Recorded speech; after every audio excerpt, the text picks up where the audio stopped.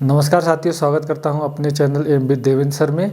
आज हम जैसा कि एक वीडियो में पहले सिलेबस में बना चुका हूं उत्तराखंड लोअर पीसीएस के, तो उसी का ये अगला खंड है। आज हम उत्तराखंड लोअर पीसीएस के जो मुख्य परीक्षा है उसके सिलेबस और उससे संबंधित महत्वपूर्ण पुस्तकें कौन सी हमें पढ़नी चाहिए उस पर ही आज हम चर्चा करेंगे, ताकि आप बेहतर तरीके से समझ पाएँ कि मेंस की क्या इम्पोर्टेंस है, क्योंकि आपका सिलेक्शन मेंस के नंबर और इंटरव्यू के नंबर पर ही होना है।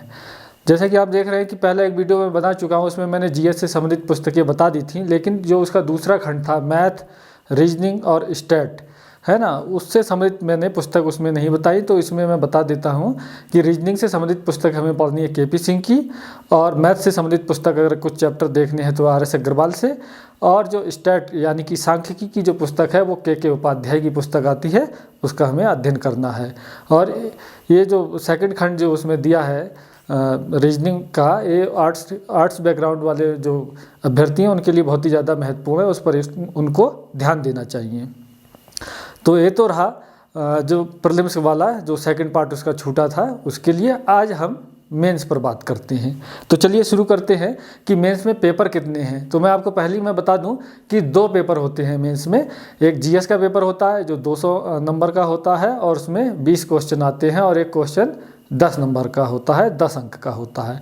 और दूसरा पेपर होता है निबंध एवं आलेखन वाला, तो उसमें भी वो भी 200 नंबर का होता है। तो पहले आज हम पहले पेपर की चर्चा करते हैं, फिर सेकंड पेपर की भी चर्चा करेंगे, ठीक है। जैसा कि आप जान रहे हैं मुख्य परीक्षा जो कि 400 नंबर की है, 200 नंबर का जीएस के पेपर, 200 नंबर का निबंध और आलेखन वाला पेपर, तो 400 नंबर का है। पहला पेपर है सामान्य अध्ययन का, 20 प्रश्न आएंगे, है ना, ये ध्यान रखना है। और एक प्रश्न 10 नंबर का होगा, और जो उसकी जो शब्द सीमा है वो कितनी शब्द सीमा है, 100 शब्दों में लिखना होगा, ठीक है। कई बार करता क्या है कि एक ही खंड को, एक क्वेश्चन को वो 4 भागों में बांट देगा, ठीक है। उसके कुछ उपखंड बना देगा, तो उसमें क ख ग इस तरीके से बना देगा, तो 25-25 शब्दों में उसको बांट सकता है ना। और बांटा है पिछले जो अगर 2 एग्ज़ाम हुए हैं 2013 और 2017 में हुआ है, तो उसमें ऐसे किया है आयोग ने।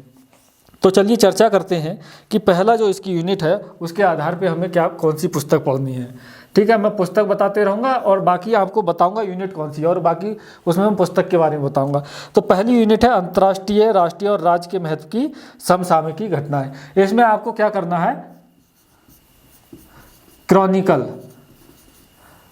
क्रॉनिकल पत्रिका का आपको अध्ययन करना है, ठीक है।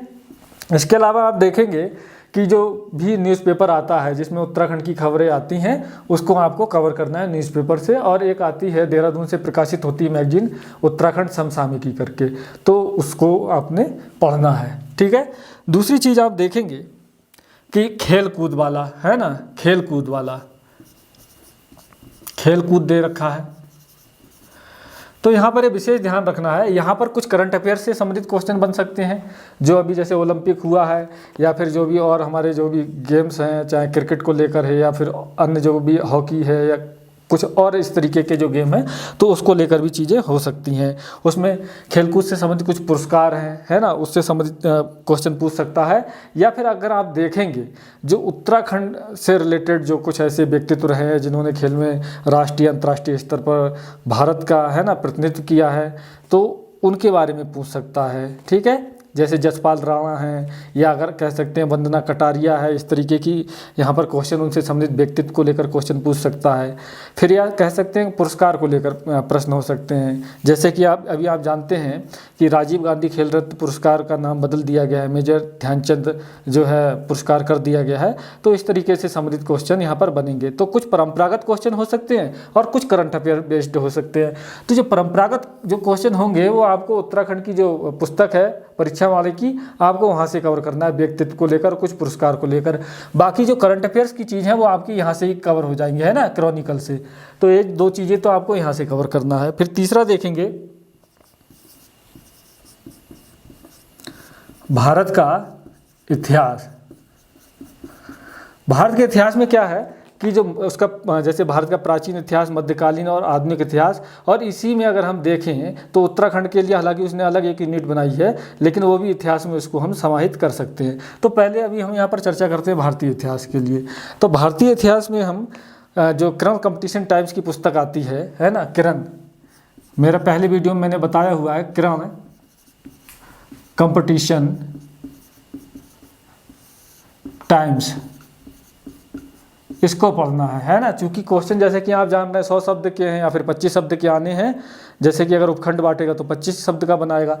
तो मुझे लगता है बहुत बड़ी किताब आप ना पढ़िए, ना किसी के नोट्स पर भी निर्भर ना रहिए, आप किरण कंपटीशन को पढ़िए और ये आपको अच्छे से कवर कर देगी सारी सिलेबस को। ठीक है, फिर अगला हम चलते हैं नंबर 4, भारतीय संविधान, भारतीय संविधान एवं राज्य व्यवस्था। तो भारतीय संविधान एवं राज्य व्यवस्था में आपको करना क्या है, इसमें परीक्षा वाले की जो बौद्धिक प्रकाशन की किताब आती है उसको आपको लेना है ना, बौद्धिक प्रकाशन की किताब। आप बड़ी किताबों पर ना जाइए, आप सोचें हम लक्ष्मीकांत पढ़ें और उसको अच्छे से कर लेंगे तो कुछ बेहतर कर पाएंगे। जिस हिसाब से क्वेश्चन डिजाइन कर रहा है तो मुझे लगता है छोटी किताब पढ़ेंगे तो काम बन जाएगा आपका, है ना। छोटी किताब ही आपको पढ़नी चाहिए और इसमें पर्याप्त दिया है, आपकी समझ विकसित हो सकती है, आप आंसर राइटिंग कर पाएंगे, है ना। जैसे कि पिछली बार क्वेश्चन पूछा था लोअर में कि भारतीय संविधान में उल्लिखित मूल कर्तव्यों के बारे में बताइए, तो वो तो आप चाहे हम लक्ष्मीकांत पढ़ें चाहे बौद्धिक प्रकाशन की किताब पढ़ें, 11 कर्तव्य उसमें भी दिए हैं, 11 इसमें भी दिए हैं, तो अलग कोई बात है नहीं। तो इस तरीके के जब प्रश्न बनेंगे तो आप बड़ी किताबें मुझे लगता है नहीं पढ़नी चाहिए, आप ये वाली किताबें पढ़िए। ठीक है, फिर हम देखेंगे भारतीय अर्थव्यवस्था, भारतीय अर्थव्यवस्था,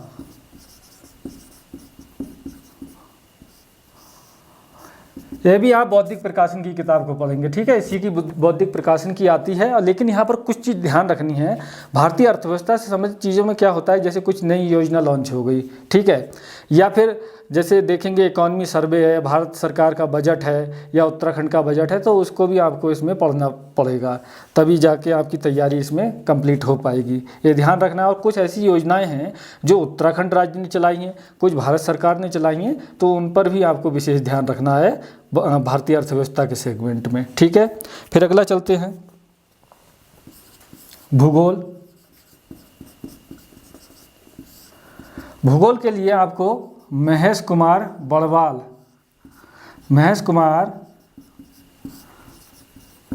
बड़वाल की जो पुस्तक आती है इसका हमें अध्ययन करना है। जैसा कि आप देखेंगे कि एक यूनिट बनाइए भारतीय कृषि करके, 8वां है ना, एक 8वीं यूनिट है भारतीय कृषि करके, तो उसको आपने अलग से किताब नहीं लेनी है कृषि वाली, चूँकि उसमें चीज़ें आप देखेंगे तो बहुत अलग चीज़ें नहीं दी हैं। जैसे इसमें दिया है कि श्वेत पीत और हरित क्रांति, कृषि उत्पादन तथा इसका भारतीय ग्रामीण अर्थव्यवस्था में योगदान, इस तरीके की जो चीज़ें हैं तो आपको अलग पढ़ने की ज़रूरत नहीं है ना। कृषि भी इसी में समाहित होती है भूगोल वाली किताब में, तो आपको यहाँ से कवर कर लेना है। इसमें आप देखेंगे एक जननांकी करके भी इसमें दिया गया है यूनिट 6 में, तो उसको आप परीक्षा वाणी की एक किताब आती है जनसंख्या वाली, आपको उससे कवर करना पड़ेगा। ठीक है, अब हम चलते हैं 7वां, सामान्य विज्ञान। ठीक है, सामान्य विज्ञान एवं पर्यावरण। यहाँ पर मैं 2-3 चीज़ें बता देता हूँ। जैसे विज्ञान में ही क्या है, तकनीकी भी होती है ना, तकनीकी वाला पोर्शन। जैसा कि आप देखेंगे इसके लिए एक अलग यूनिट बनाइए विज्ञान और प्रौद्योगिकी, तो इसको यहाँ पर ही पढ़ना है, आपको यही इंक्लूड करना है। ठीक है, तो इसके लिए करना क्या है, आपको जो तकनीकी वाला पक्ष है ये तो करंट अफेयर से संबंधित रहता है, कुछ नए अपडेट रहता है, और जो सामान्य विज्ञान का जो परंपरागत जो है जो चीज़ें हैं वो आपको लुसेंट से करनी है, लुसेंट है ना, लुसेंट से पढ़ना है। और तकनीकी वाले पक्ष के लिए आपको करना क्या है कि जो विजन है, विजन IAS के जो करंट अफेयर्स आता है 365 दिन वाला, उसमें आपने देखना है विज्ञान एवं प्रौद्योगिकी वाला जो चीज़ें हैं उसको आपने प्रिंट ले लेना, और मुझे लगता है वहाँ से आप ये कवर कर पाएंगे। फिर है पर्यावरण का, जैसे कि प्री में पर्यावरण का नहीं दिया है सिलेबस, लेकिन मेंस में दिया है, तो मेंस में आपको करना क्या है, यहाँ पर परीक्षा वाली की किताब आती है पर्यावरण की, आपको उसको पढ़ना है। ठीक है, ये चीज़ आपकी हो गई। तो ये मैं समझता हूँ तकनीकी वाला और जो मैंने कृषि वाला बताया था आपको, ये 2 यूनिट तो यहीं हो गई, कृषि वाली भूगोल में ही मैंने बता दिया, और तकनीकी और जो प्रौद्योगिकी वाला जो है विज्ञान एवं प्रौद्योगिकी, वो मैंने विज्ञान में ही बता दिया। तो 2 यूनिटें यहीं पर हम कंप्लीट कर ली, उसको अलग से हमें नहीं देखना है। ठीक है, ये तो हो गई आपकी, अगर 7 यूनिट और 2 वो जोड़ देंगे तो 9 यूनिट का आपका यहाँ पर हो गया है। ठीक है, जीएस में। अब हम देखते हैं कुछ अलग चीज़ें और क्या है इसमें सिलेबस में। तो चलते हैं अगला। अब है उत्तराखंड से संबंधित चीज़ें। ठीक है, अगर यूनिट 10 को देखेंगे, उत्तराखंड का इतिहास। ठीक है, ये आपको घनश्याम जोशी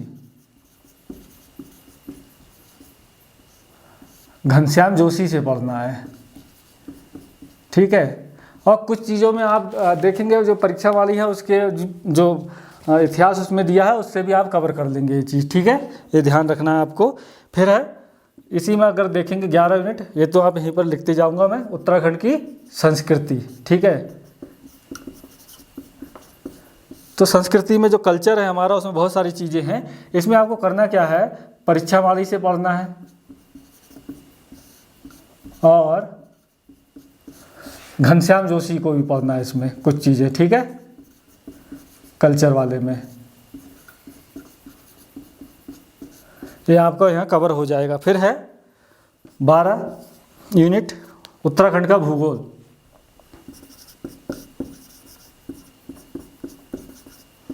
इसमें आपको करना क्या है, परीक्षा वाली से पढ़ना है इसको। ठीक है, जो उत्तराखंड का भूगोल है आपका यहीं से कवर हो जाएगा, और जो जन्नांकी वाला पोर्शन है वो भी आप यहीं से कवर कर लेंगे। ये चीज़ आपको ध्यान रखना है। यूनिट 12 आपकी कंप्लीट हो जाएगी। ऐसी जो 13वां यूनिट है उत्तराखंड का आर्थिक, प्रशासनिक और राजनीतिक परिवेश, तो इसमें आपको करना क्या है, ये भी आपको परीक्षा वाली से ही कंप्लीट करना है। ठीक है, ये ध्यान रखना है। फिर आप देखेंगे जो 14 यूनिट है आर्थिक एवं प्राकृतिक संसाधन।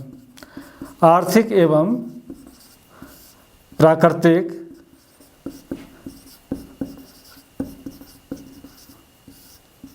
संसाधन, ये भी आपको परीक्षा वाली की किताब से ही कवर करना है। ठीक है, फिर आप देखेंगे जो 15वीं यूनिट है ये बहुत ही महत्वपूर्ण है। ये क्या है, सांख्यिकी विश्लेषण, सांख्यिकीय विश्लेषण।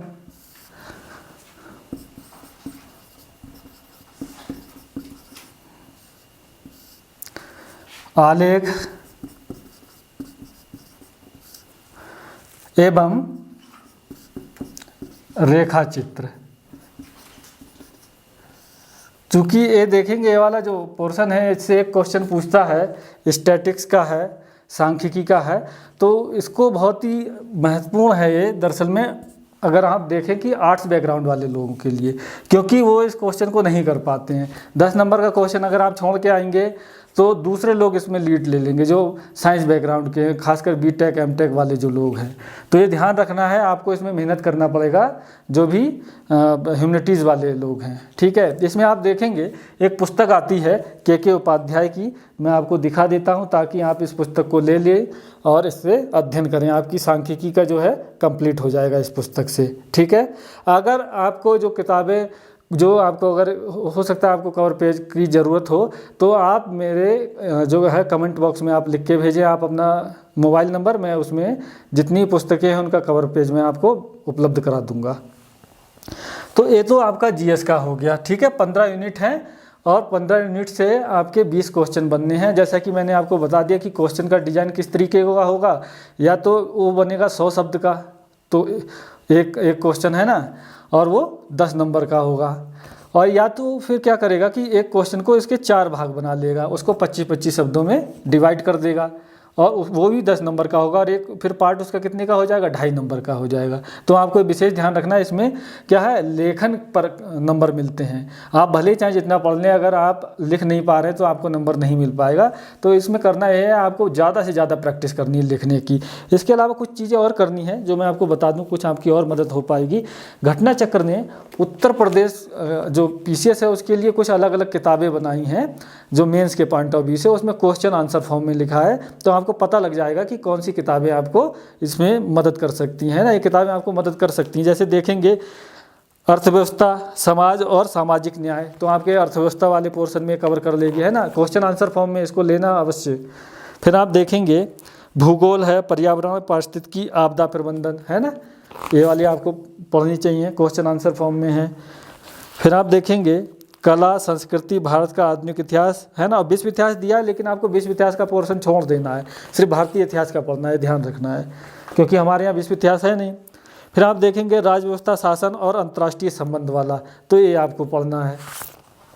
फिर आप देखेंगे कि विज्ञान और प्रौद्योगिकी तथा सुरक्षा, तो इसको भी आपको पढ़ना चाहिए जीएस वाले पेपर में। तो ये तो हो गया आपका जीएस का पहला पेपर, आप समझ गए होंगे। फिर हम बात करते हैं दूसरे पेपर की।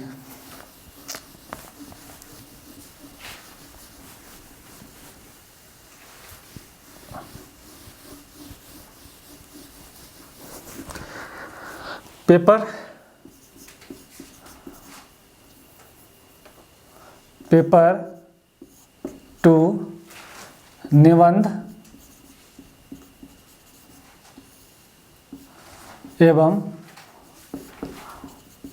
आलेखन, है ना, ये वाला पेपर है, 200 अंक का है, 200 अंक। और इसमें देखेंगे तो 4 प्रश्न आते हैं, ठीक है, 4 प्रश्न हैं, और एक प्रश्न कितने का है, 50 अंक का है एक प्रश्न। अगर एक प्रश्न देखेंगे तो 50 अंक का है, लेकिन जो अनुवाद वाला जो प्रश्न है उसको 2 भागों में बांटा गया है। तो बता देता हूं कि क्या क्या है उसमें चीज़ें। पहला है निबंध, पहला क्या है, निबंध है। निबंध देखेंगे 50 अंक का है और 400 शब्दों में लिखना है। शब्द सीमा कितनी है, 400 शब्द है।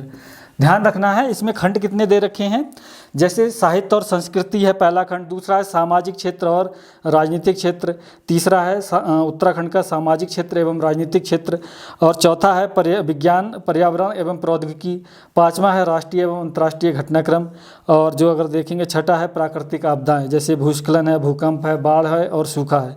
इसमें ध्यान रखना है जो मानविकी वर्ग वाले हैं वो इस तरीके के जो टेक्निकल जो चीज़ें हैं, जो जैसे कि विज्ञान प्रौद्योगिकी वाला है, तो इस तरीके के मुझे लगता है उसको अटेम्प्ट ना करें।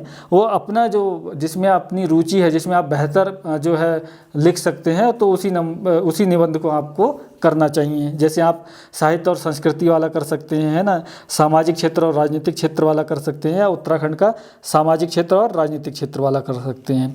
और जो विज्ञान वर्ग वाले हैं तो मुझे लगता है वो जो चूँकि उसमें कुछ इस तरीके की जो टेक्निकल चीज़ें होती हैं, अगर वो उन निबंधों को अगर लिखेंगे तो उसमें ज़्यादा अंक पाएंगे। जैसे विज्ञान और प्रौद्योगिकी वाले हैं, या फिर प्राकृतिक आपदा जैसे भूस्खलन, भूकंप, बाढ़ और सूखा।